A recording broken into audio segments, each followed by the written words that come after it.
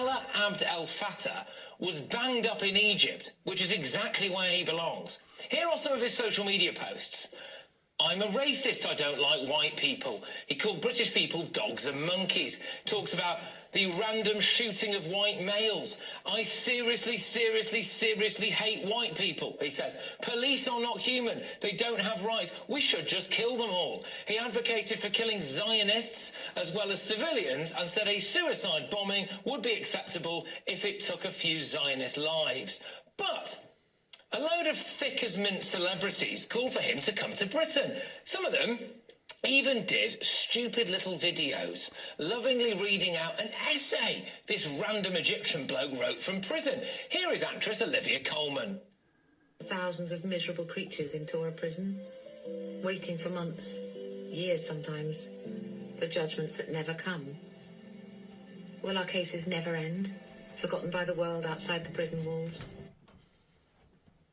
Here's a load more of these lefty-lovey mugs doing another video about him. Prime Minister Starmer. Dear Prime Minister Starmer. Dear Prime Minister Starmer. Dear Prime Minister Starmer. Prime Minister, I'm making this video because I, like a lot of people, and I should imagine yourself included, are deeply concerned. Dear Prime Minister, I'm reaching out to you today because I'm extremely worried. I am one of many thousands in Britain and all around the world who are deeply concerned about the fate of the writer Alaa Abd El Fattah. The brilliant, courageous and inspiring writer who has been unjustly imprisoned in Egypt for far too many years. You've got Brian Cox there, Bill Nye, Joseph Fiennes. Dame Judi Dench jumps on the bandwagon. She wanted him brought to Britain. There she is. My favourite, though, is actress Emily Watson addressing Sir Keir Starmer. And I know that you have, in the past, been on the phone on his behalf. But please, now is time to make good on your promise to do everything you can to bring him home. And, well, really, before it's too late, we need to save Layla's life and we need to bring Ella home. Please do what you can and do it now. Thank you. Looks like a right mug now, doesn't she? They all do. Bring him home, they say. He doesn't even class himself as British. In his own words, quotes, I am far from British.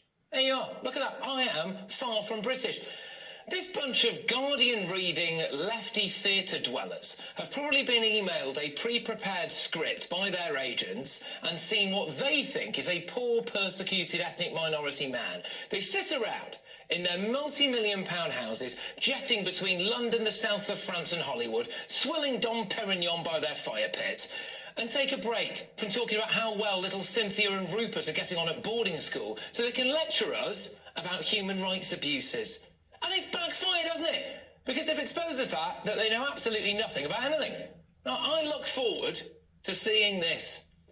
Olivia Colman on Would I Lie to You? True or false, I once called for an anti-Semitic man who said white males should be shot at random to be allowed to live in Britain. Yay, fantastic. What I want to know is this. What consequences will these lefty-lovies face? Rylan was basically cancelled for saying that we give too much free stuff to illegal immigrants. This is the narrative we're being fed. Here's the hotel, here's the phones, here's the iPad, here's the NHS in reception of your hotel, here's 3 meals a day, here's a games room in the hotel, have a lovely time and welcome. And then there's people that have lived here all their lives that are struggling. Yeah. Cancelled. Oh, can't have him on again. Piers Morgan left ITV after criticising Meghan Markle. Nigel Farage lost his job at LBC after criticising Black Lives Matter. Graham Linehan lost jobs because he thinks there's only 2 genders. So what happens to this lot of thick thespians for backing a bloke who is now having to apologise for saying he would like to use a drone to kill people at a wedding?